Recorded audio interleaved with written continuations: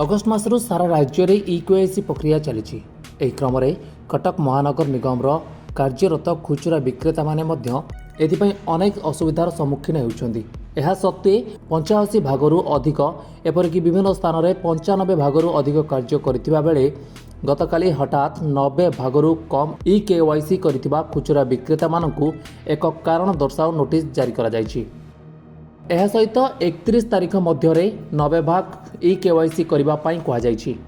जहाँकि संपूर्ण बेआईन ओडिशा साधारण बंटन व्यवस्था आईन 2016 नियम रे एभली कौनसी प्रावधान अथवा नियम नाही जहाँकि इकेवाईसी 90 भाग खुचुरा विक्रेता न करि पारले तांको विरोध रे कार्यानुष्ठान ग्रहण करा जिवो।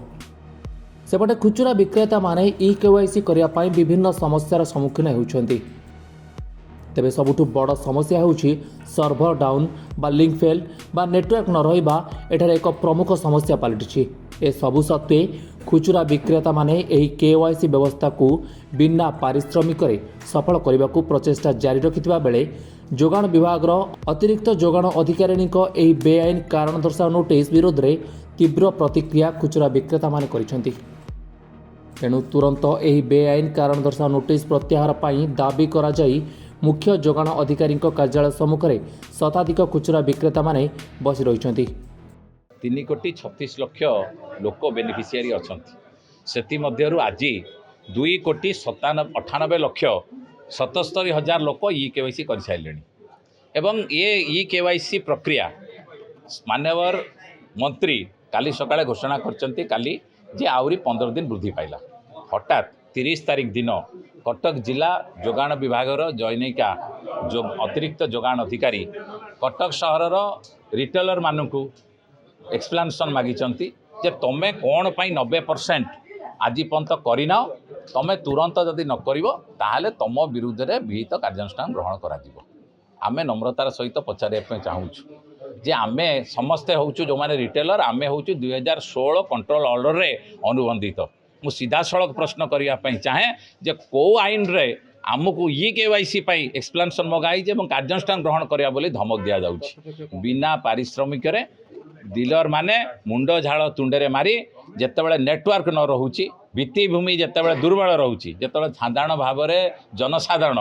डीलर मान को रोषर शिकार करुँचे सेतेबाला आमे गाली मत शुणी सरकार को इकेवाईसी को सफल करने उद्यम करुला बेले आमको जो एभली भाव में करुँचे कौन सी भाव में ब्रिटिश शासन विरुद्ध या कौन सी गवर्नमेंट न्यून नुह। प्रशासन को मुझे अनुरोध करी प्रशासन तुरंत सी जो ऑर्डर टी प्रत्याहार करंतु एवं जीए नियम बहिर्भूत कार्य करते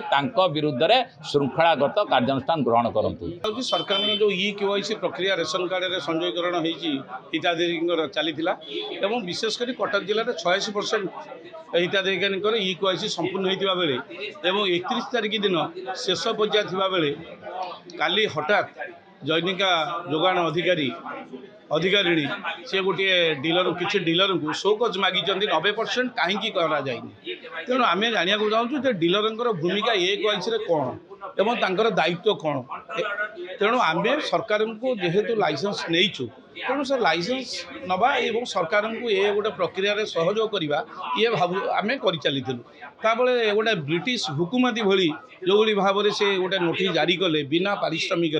ये कौन पारिश्रमिक ना एवं डीलर मानकर 23 मासर पारिश्रमिक बाकी रही जहाँ एवं भी बाकी रही आपण मैंने जानते सारा ओडिशा ये आंदोलन जारी रही सरकार कुंभकर्ण बनी शोचती से कथा शुणुना बोझ उपर नलिता बिड़ा भरी डिस्ट्रीब्यूशन सहित इकेवाईसी ओल्ड एज विभिन्न समस्या सरकार डीलर उपर नदी दौरान तेणु तार प्रतिवाद जो चिठी शोकज जारी कर शोकज विरुद्ध में आम बर्तमान जोगाण अधिकारी को पचारू से प्रत्याहार करेंगे कहते कि जे पर्यटन जदि प्रत्याहार न करेंगे ताहले आम इकेवाईसी संपूर्ण आज प्रत्याहार बंद करदेलु। कटकरू विश्वजित नायक रिपोर्ट धरित्री लाइव।